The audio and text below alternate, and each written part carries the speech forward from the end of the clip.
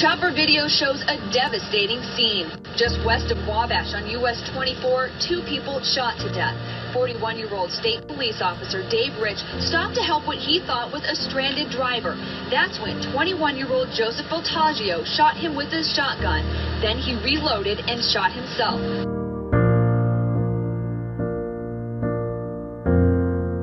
So Dave and I met at an apartment that we both lived at, and he was my state trooper, but we hardly barely talked. It was, hi, see ya.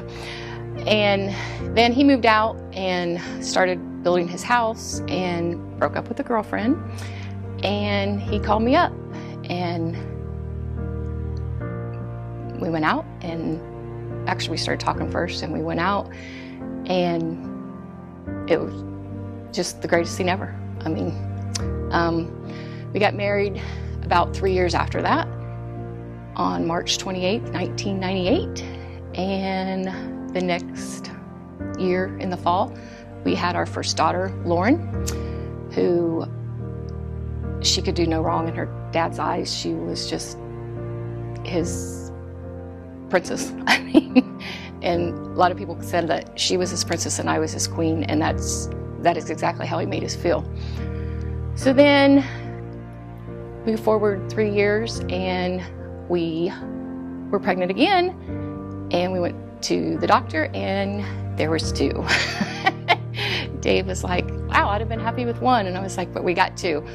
So we were blessed then with 2 twin boys, and our family was complete. Right after the twins were born, he became detective, and we just celebrated because we thought he is scot-free.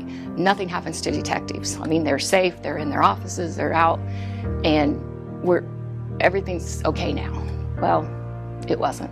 So it was his July 5th, 2007 was his first day to go back to work after a couple days off, and it was time for me to stay home with the kids. So he got up and went to work, and we have a swimming pool, and I remember him telling me, the last thing he told me was, if you get in the pool, make sure you put the floaty wings on the boys. Yes, Dave, I'll put the floaty wings on the boys. So we actually were in the pool, me and the kids, and it was about 10 till 4, and I heard what sounded like a car just racing in my driveway, and I was whatever. And Dave was supposed to get off work at 4, so I knew it wasn't him. And it was my best friend, who's also a dispatcher, and her husband is a fireman.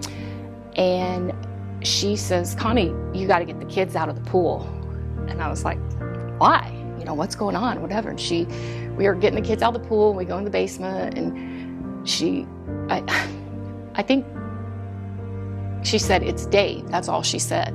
So I didn't want my kids to be alarmed, because at the time my daughter was 7 and the boys were 4. So we were getting them dried off and everything, and I'm asking, what's wrong? And she just said, it's Dave, and it's not good. And I remember telling her in my kitchen, take the kids upstairs. I have to go pray. And it just overcame me, and I just went to my bedroom, and I got down on my hands and knees like you did when you're little in Sunday school, and I just prayed to God. And at this time, I didn't know if he had been in a car accident or it was a gunshot or anything. I did not know what I was praying for, other than I was praying for my husband and basically for God to be with him. So she gets the kids dressed and everything. I don't want to say compose myself, because I still don't know what's going on, but I come out of the bedroom and we meet up, and nobody's telling me anything. Well, I hear a knock on the door, and it's a state trooper.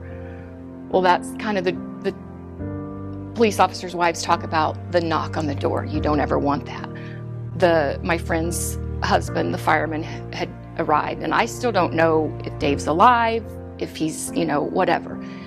And one of them, I don't even know who, said, Connie, it was a gunshot. And again, it was like, okay, that's worse than an accident, whatever. But again, I don't know if he's alive or he's gone. I remember sitting at the table and Dave Phillips sat across from me, and I just looked at him. I said, tell me the truth. What happened? Where is he? And he told me then, and it was probably about an hour later, I'm guessing 45 minutes, that my husband had passed away from a gunshot wound. And I was one that I said, I want to see him. And everyone, no, Connie, you don't. They tried to talk me out of it. And I said, I want to see him. And someone's taking me. So we went to the hospital at the morgue. And when an officer dies, he's never left alone until he's buried or cremated, however the family decides. So he had a guard with him 24/7, and there was one in the morgue as well. And I got to say goodbye to my husband in the morgue. I promised him that I would raise our kids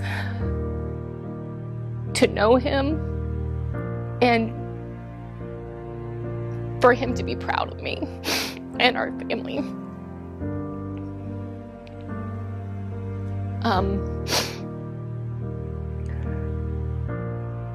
So I left the hospital and I went home, knowing that I had to do the hardest thing I've ever done in my life, was to tell my 3 kids that their dad had been killed and was never coming home.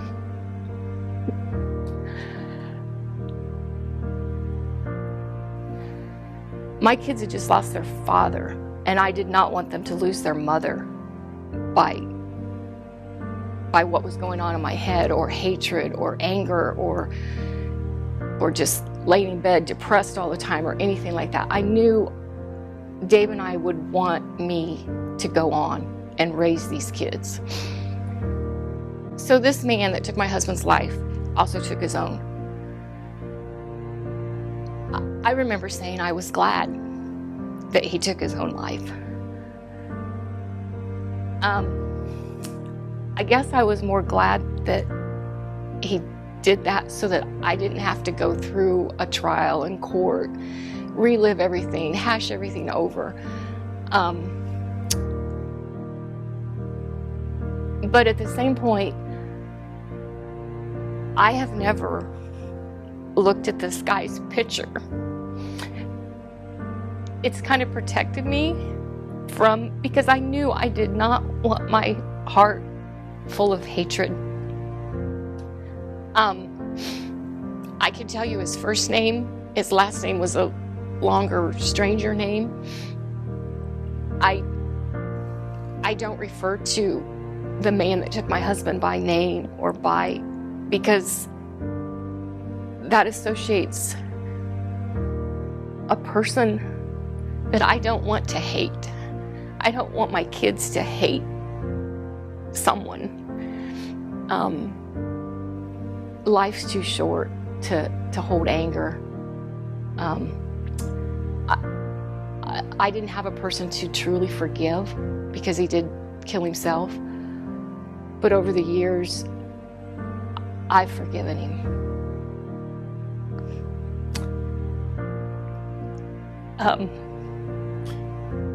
I hope my kids have. And